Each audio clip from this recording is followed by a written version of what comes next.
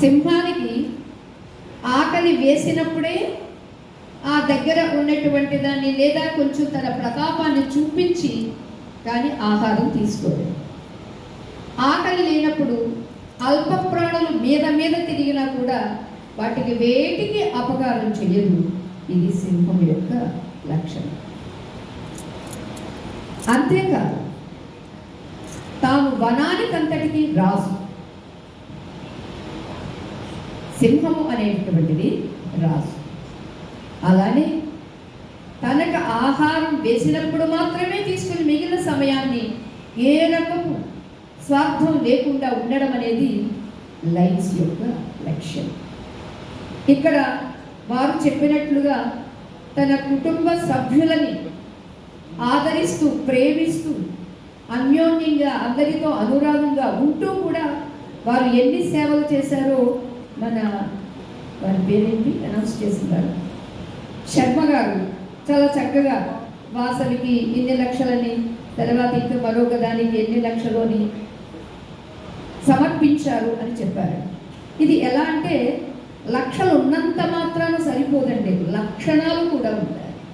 లక్షణాలు ఉన్నవాడే లక్షలు ఇవ్వగలడు, కానీ లక్షలు కాదు కోట్లు ఉన్నప్పటికీ కూడా ఆ సంస్కారం లేదనుకోండి ఇవ్వలేడు. అందుకని మనసు ఉన్నవాడే చెయ్యగలడు మంచి పనిని, మనస్సు లేనివాడు ఎన్ని కోట్లు ఉన్నా కూడా చెయ్యలేడు. అది ఒకటి వారి తల్లిదండ్రులు ఇచ్చినటువంటి సంస్కారం, రెండవది వాడికి స్వతహాగా ఉన్నటువంటి వివేకంతో కూడి ఉన్నటువంటి సుసంస్కారం. ఓకే, ఇన్ని క్లబ్స్ కలిసి అంటే లయన్స్ క్లబ్, క్లబ్ మీన్స్ కలవడం. ఇక్కడ ఎన్ని లైన్స్ ఉన్నవి, ఎన్ని లైన్స్ ఉన్నవి అంటే ఇంతమంది కలిసి ఏం చేసుకుంటారండి అని అంటే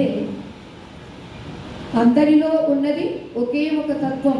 నాస్తికుడైనా ఒప్పుకుంటాడు అన్నోన్ పవర్ ఈస్ దేర్ అని. ఆస్తికుడు అనేటువంటి వాడు దేవుడు ఉన్నాడు అని ఒప్పుకుంటాడు. ఈ దేవుడు అని చెప్పినా లేదా అన్నోన్ పవర్ అని చెప్పిన ఆ తత్వానికి ఆ శక్తికే శాస్త్రం చెప్పింది శివం. ఇక్కడ శివం అంటే మనం ఏమనుకుంటామంటే ఒక చేతిలో ఢమరుకము, ఒక చేతిలో త్రిశూలము పట్టి ఉన్నటువంటి వాడు శివుడు అని. దానికన్నా ముందుగా ఉన్నటువంటిది ఏమిటి అంటే లింగము అని. దానికన్నా ముందు ఉన్నటువంటిది ఏమిటి అంటే అది సచ్చిత్ ఆనందము అని. సచ్చిత్ ఆనందానికి మరొక పేరు సత్. సత్యము అయితే చిత్, శివము అయితే ఆనందము, అది సుందరం.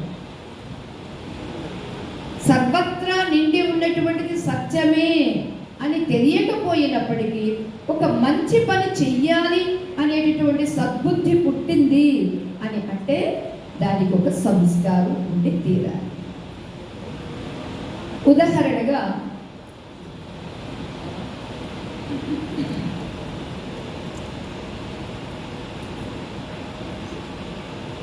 ఒక వేటగాడు వెళుతూ వెళుతూ కాస్త దప్పిక వేసి ఒక దేవాలయం కనిపిస్తే అక్కడ ఆగాడు. ఆ దేవాలయంలో ఏం జరుగుతుంది అంటే ఎవరో శివపురాణం చెబుతూ ఉన్నారు. విన్నాడు, మంచినీళ్ళు తాగేంత వరకు ఉండి విన్నాడు. విన్నటువంటి వాడికి కొంత సంస్కారం కలిగింది. అందుకని ఎడ్యుకేషన్ ఏం చేస్తుందండి అని అంటే ప్రతి ఒక్కరికి లోపల ఉందండి, అన్నీ ఉన్నవండి లోపలే. లోపల ఉన్నదాన్ని బయటికి తోడేటటువంటి వాడే కావాలి. అతడే ఒక అధ్యాపకుడు, అతడే ఒక ఆచార్యుడు, అతడే ఒక గురువు. అయోగ్యో పురుషో నాస్తి యోజకస్తత్ర దుర్లభ అమంత్రమక్షరం నాస్తి నాస్తి మూలమనౌషధం అయోగ్యో పురుషో నాస్తి యోజకస్తత్ర దుర్లభ అని శాస్త్రం చెబుతుంది. ఏమిటంటే మనం మాట్లాడేటటువంటి ప్రతి అక్షరం కూడా మంత్రశక్తి ఉన్నది. ఏ 3 అక్షరాలు కలిపితే, ఏ 5 అక్షరాలు కలిపితే, ఏ 8 అక్షరాలు కలిపితే, ఏ 12 అక్షరాలు కలిపితే, ఏ 15, ఏ 16 అక్షరాలు కలిపితే దాన్ని ఒక పంచాక్షరి అని, అష్టాక్షరి అని, ద్వాదశాక్షరి అని, పంచదశి అని, షోడశి అని గురుముఖత మనం తీసుకుంటున్నామే. అయితే ఏ ఏ అక్షరాలు కలిపితే మంత్రమయ్యింది అని ఆ మంత్రాన్ని దర్శించినటువంటి వాడనే మంత్ర ద్రష్టలు అన్నారు. అంతట ప్రతి అక్షరము మంత్రమే.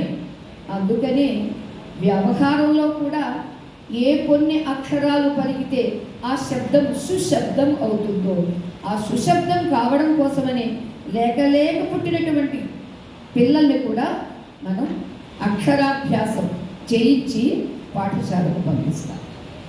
అక్షరాభ్యాసం చేసినప్పుడు ఏం నేర్పించారండి? ఓం నమః శివాయ సిద్ధం నమః అని. ఇది ఒక గురువు ద్వారా పిల్లలకు అక్షరాభ్యాసం చేయిస్తారు. అసలు అక్షరం ఎందుకు అంటే క్షరము కానిది అక్షరము, నాశనము కానిది లేనిది ఏదో అది అక్షరం. ఇంత లేక పుట్టినటువంటి ఈ పిల్లాడిని కూడా వాడు నాశనం లేనటువంటి వాడుగా ఎదగాలి, అదే మానవ జన్మ లక్ష్యము అని చెప్పించడం ఒకటి. అయితే ఎంతకు వాడు నేర్చుకున్నది, దిద్దినది మొట్టమొదటి ఆ అక్షరాలు ఏమిటి అంటే ఓం నమః శివాయ. ఓం. ఇవాళ మనకి నాసా వారు కూడా సూర్య మండలానికి వెళ్ళినప్పుడు వారు విన్నటువంటి నాదాన్ని రికార్డ్ చేసి ఇవాళ మనందరికీ సోషల్ మీడియాలో కూడా ఫార్వర్డ్ చేశారు. ఏమిటది అని అంటే ఓం. ఆ ఓంలోనే 3 అక్షరాలు అకార ఉకార మకారం. ఈ 3 అక్షరాల్లోనే సర్వస్వము ఉంది.